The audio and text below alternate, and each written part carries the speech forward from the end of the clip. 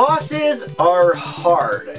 They're designed to be that way. They're designed to challenge everything you've learned in a game up to that point.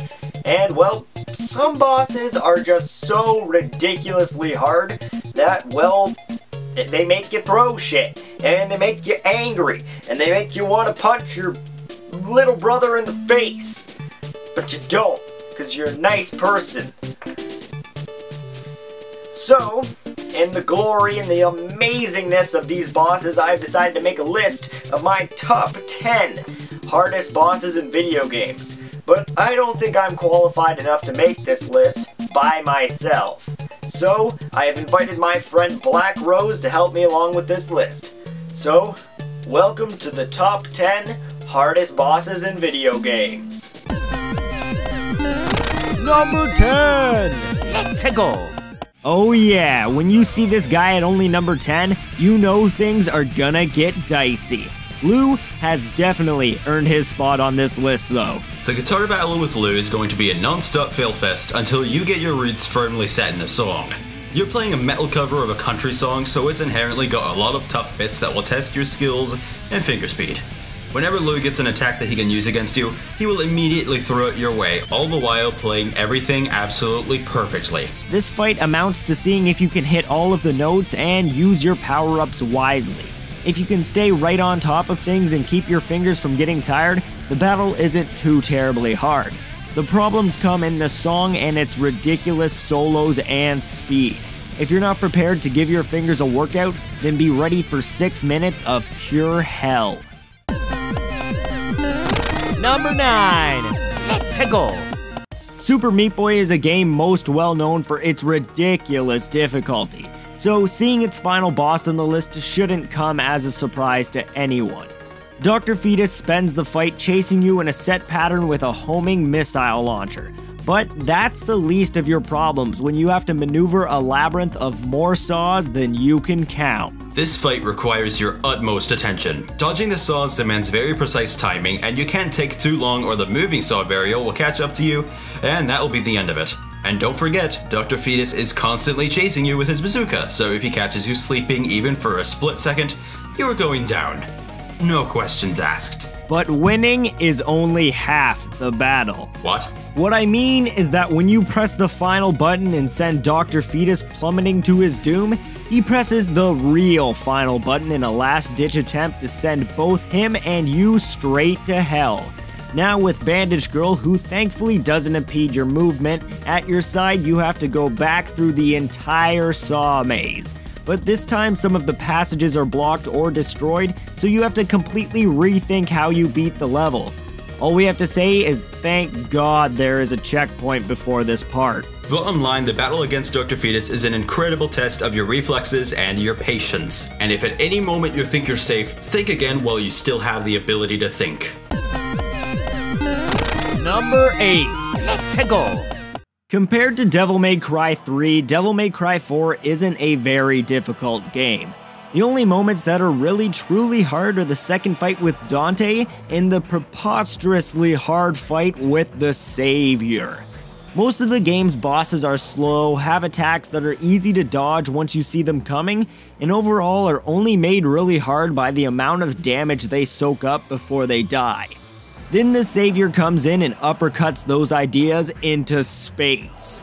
Even if you know exactly what he's going to do next, he'll more than likely hit you because of the speed and weld size of his attacks. This fight doesn't really start per se until you break all of the blue crystal weak spots dotted all over his body. And even that is hard when you consider that he barely gives you a second to attack them unless you stun him first. And even then you have to bounce all around all over the place and hope you land next to one. Once you manage to do that, the Savior gets pissed and acquires a health bar, which has so much health that it could take you 10 to 15 minutes to beat him. No exaggeration. And that's assuming he doesn't crush you with his immense size. Doesn't help that you can only use your guns against him for most of the fight, and those things barely do any damage. He does have some projectile attacks, but his giant sexy celestial kick of death, which instantly knocks you off the platform you're on if you don't get off, is troublesome. And so are his insanely powerful punches and kicks otherwise. Granted, there are a bunch of tools and weapons that can stun him all over the arena, and there is a section about halfway through the fight where he is stunned in a way that you can attack him with your sword, causing a load of damage to him. But that's not going to keep him off the list. I'm sure there are tons of people who can beat this guy with absolutely no trouble, but hey, this is based off of my experiences and I suck. That's a solid performance for an old fart like you.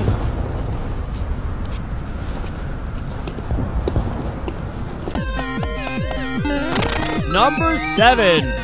Let's go. Final bosses in RPGs seem to just love being ridiculously annoying and difficult. They often have multiple forms, multiple methods of attacking you with devastating attacks nonetheless, can heal themselves, etc, etc, etc. And so, we present the only true RPG boss on this list, the Shadow Queen. To start, the Shadow Queen has 150 HP. At first that may seem pathetic compared to other games, but to give you a basic idea, no other mandatory boss in the game has more than 80. The Peach form isn't too bad. Granted, it is annoying, but it's not bad enough to warrant a place on the list alone. Still, she has a couple of nasty moves like the Lightning Strike, which can be devastating, and that one move where she boosts her own stats to hit even harder. Oh, and the move with all those hands. That move sucks.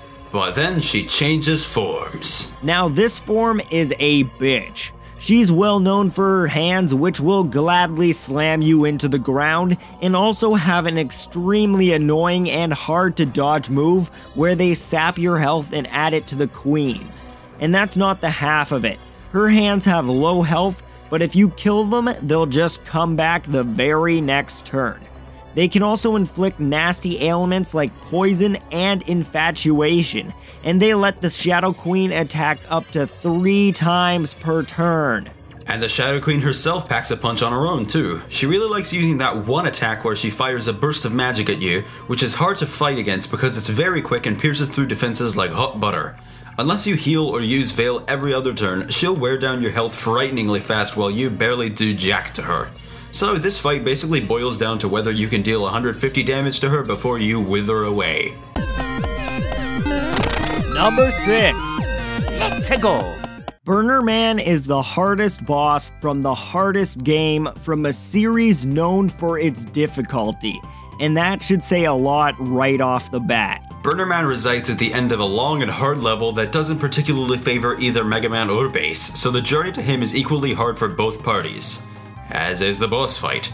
Everything is working against you in this fight. Keeping in tradition with the Mega Man and Bass norm, Burner Man moves very quickly, dashing and jumping in a very unpredictable manner. In fact, he'll probably end up hitting you with his own body more than his actual attacks, and he has a Grand Canyon of health at his disposal. His flamethrower, which is his main attack, has a very long range and deflects your shots. He loves to back you into corners with it, where he could knock you into the death spikes conveniently placed on the edges of the screen. He can also throw grenades, and is so accurate with them that he can hit you from all the way over on the other side of the arena. He also has the Bear Trap move, where he can hold you in place while he has his way with you. And of course, if you're a bit too far from him, he'll leap up and dive bomb directly into you, which you may not see coming because the arena is bigger than the screen itself. I suppose we should give a mention to his weakness, the Ice Wall. It only works on him if you hit him while he's standing still.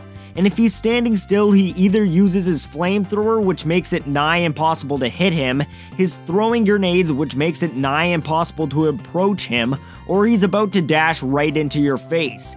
If you hit him with the ice wall at any other time, he breaks it apart before it can hit him, wasting precious ammo, and it only has 10 uses. So if you waste too much, you're gonna have to go Buster only. Like, goddamn, Capcom must really hate us. Number 5. Let's go.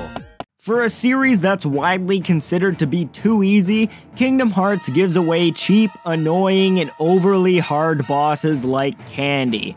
There's the Leech Grave, the Hydra, and Demyx, the Ruler of the Sky. But we're settling for the infamous Sephiroth. This one's pretty simple to explain, really. Sephiroth has a giant sword.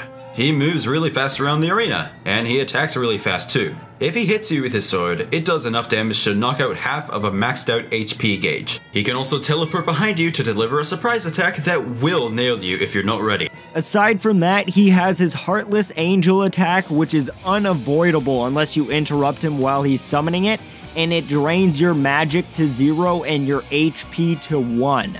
He's also got the Supernova, his ultimate attack where he summons a bunch of meteors and then sends a blast of darkness right onto where you're standing. You really have to be prepared for the absolute worst if you're gonna go after Sephi.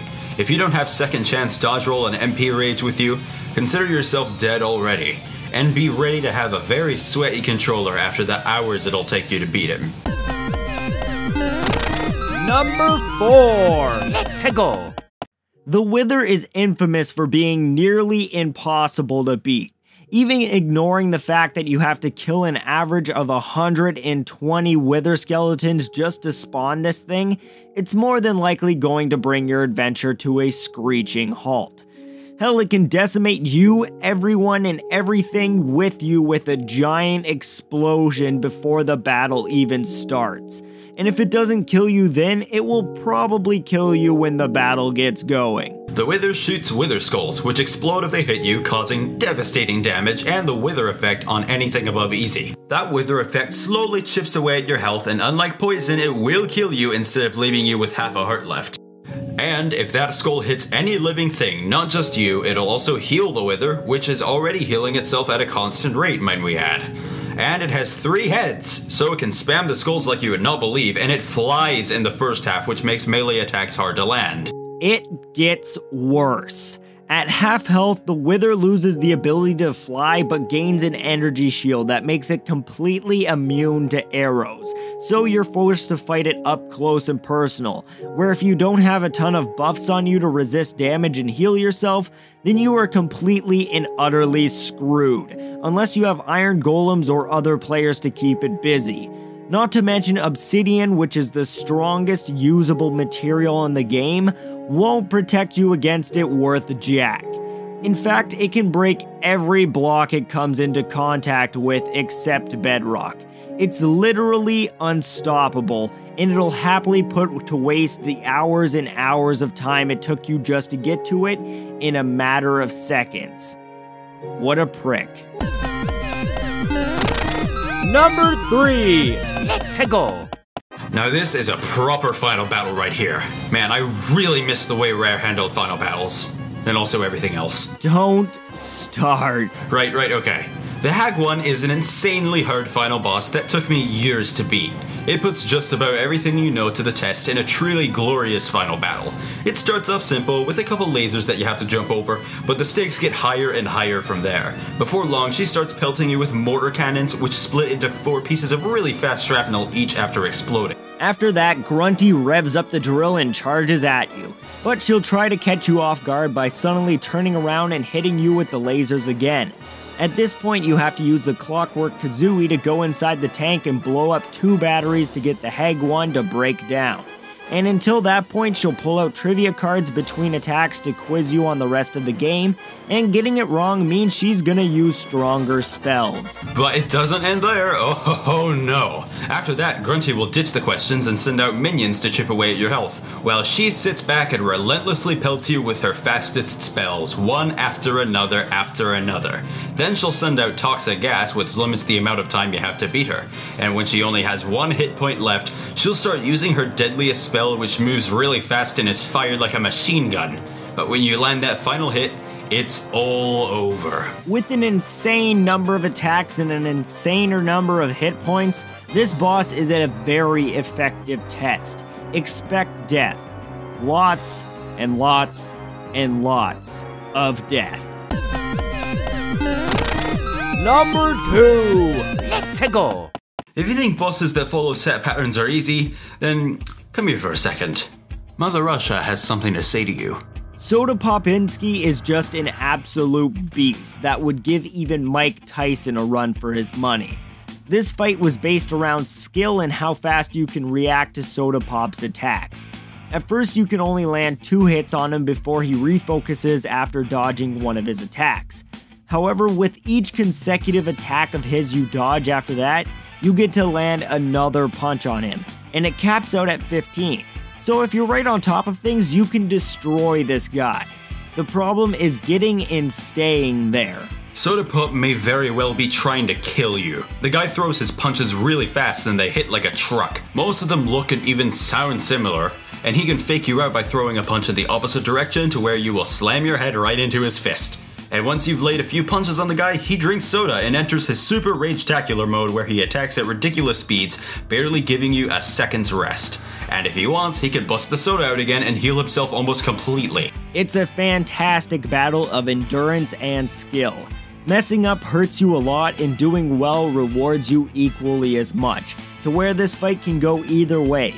But more than likely, it'll end up with you getting royally destroyed and him making Mother Russia proud over and over and over. It's me, number one! Let's go! Number 1 on this list is a weird one. We're willing to bet that almost none of you have heard of 187 Ride or Die, but a certain boss in it topped the list with absolutely no trouble.